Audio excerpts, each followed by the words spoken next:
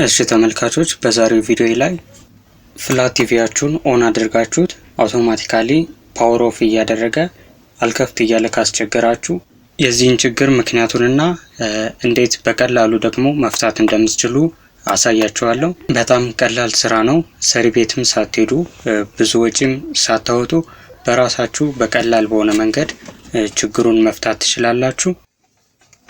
እሺ በመጀመሪያ ማድረግ ያለባችሁ የጀርባ ከቨሩን በዚህ መልኩ ትከፍቱታላችሁ። ብዙ ጊዜ የዚህን አይነት ችግሮች ከቦርድ ጋር የተያያዘ ችግር ነው። ስለዚህ ስክሪኑን መክፈት አይጠበቅባችሁ። እንደምታዩት ፓወር ከሰጠነው በኋላ ስታንድ ባይ ላይቷ መብራት ትጀምራለች። ስለዚህ ይህ ቲቪ የፓወር ችግር የለበትም።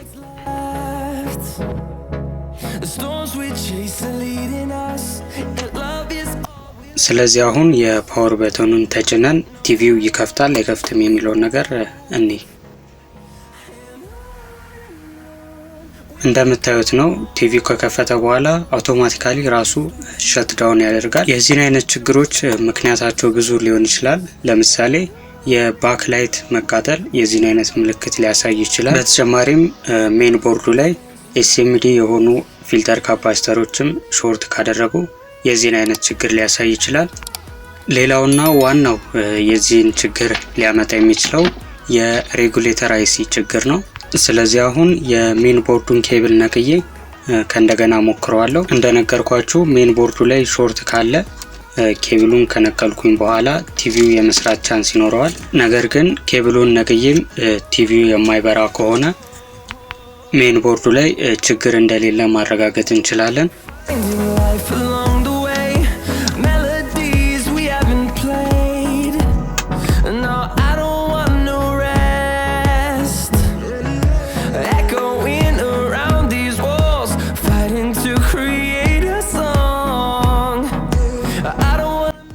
እንደምታዩት ነው ችግሩ አሁንም አልተፈታም። ስለዚህ የሜን ቦርዱ ችግር አይደለም ማለት ነው። ስለዚህ አሁን የምናደርገው ፓወር ሰፕላዩ ቦርድ ላይ ቪዥዋሊ በማየት ያበጠ ካፓሲተር ወይንም የተቃጠለ ኮምፖነንት ካለ እንፈልጋለን። ሬጉሌተር አይሲ ያልኳችሁ እቺ የምታዩት አይሲ ናት። ስለዚህ እቺንም አይሲ በሜትር ቼክ እናደርጋታለን። ስለዚህ ሜትራችንን ዲሲ ሊያደርገን አውትፑት ቮልቴጆችን መለካት እንጀምራለን።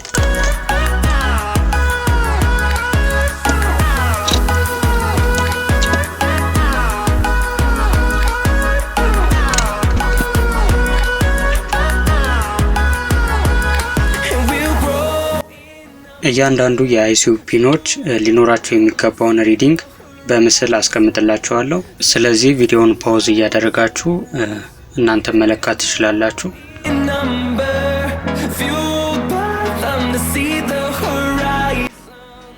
እንደምታዩት ይህ አይሲ ማውጣት የነበረበትን 1.8 ቮልት ማውጣት አልቻለም። በተጨማሪም 3.3 ቮልት ማውጣት የነበረበት በፒን 5 እና 6 ነበር። ነገር ግን አሁን 3.3 ቮልት አውትፑት እየሰጠ ያለው በፒን 5 ብቻ ነው። ስለዚህ ልብ ማለት ያለባችሁ ይሄ በራሱ ትልቅ ችግር ያመጣል። ስለዚህ አሁን ይህን አይሲ በጥንቃቄ ነቅዬ በሌላ ቀይር ይሞክረዋል። አዲስ ያዘጋጀዋት አይሲ እቺ ናት። ፓርት ነምበሯም 1833 ነው። እንደየቲቪው ሊለያይ ስለሚችል እናንተም አይሲ ላይ ያለውን ፓርት ነምበር አይታችሁ መቀየር አለባችሁ።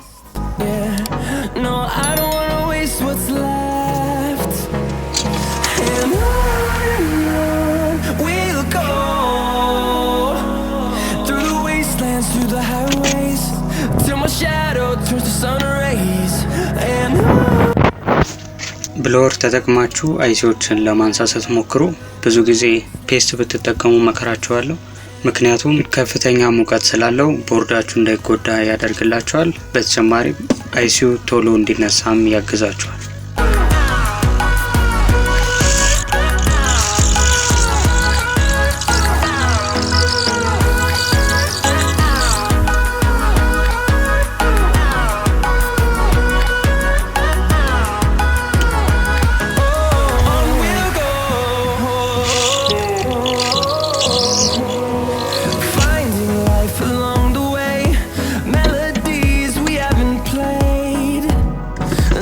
I don't እሺ እንደምታዩት አዲሱን አይሲ ገጥሜ ጨርሻለሁ።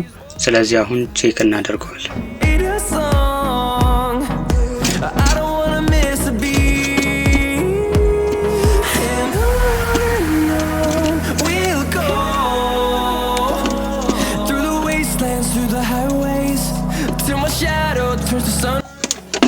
እሺ እዚህ ጋር መርሳት የሌለባችሁ ፓወር ከመስጠታችሁ በፊት መጀመሪያ በሜትር ሾርት መኖር አለመኖሩን ቼክ ማድረግ አለባችሁ።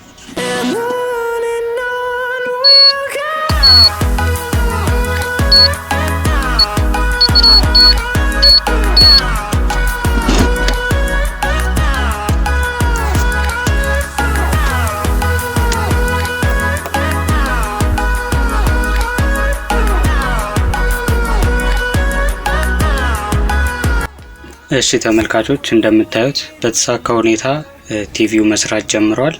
እንደምታዩት ባክላይቶቹም መብራት ጀምረዋል።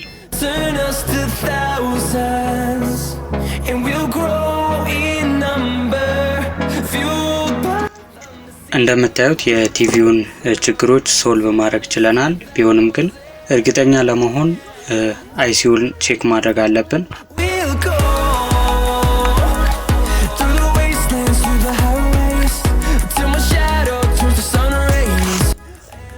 እያንዳንዱን ፒኖች አውትፑት በማየት አተናቸው የነበሩትን ቮልቴጆችንም መኖር አለመኖራቸውን ቼክ እናደርጋለን።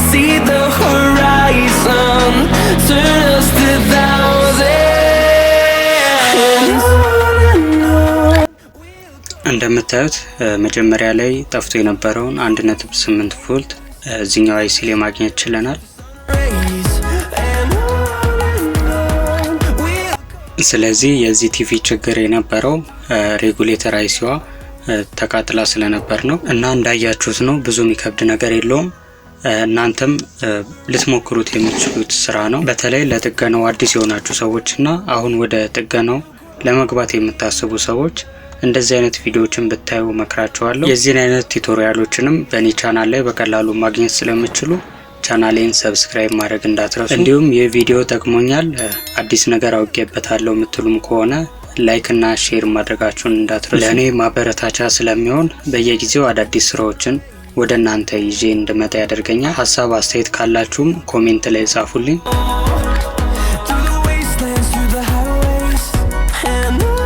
ስለዚህ የዛሬ ቪዲዮ ይሄን ይመስላል። በቀጣይ በአዲስ ቪዲዮ እስከምንገናኝ መልካም ጊዜ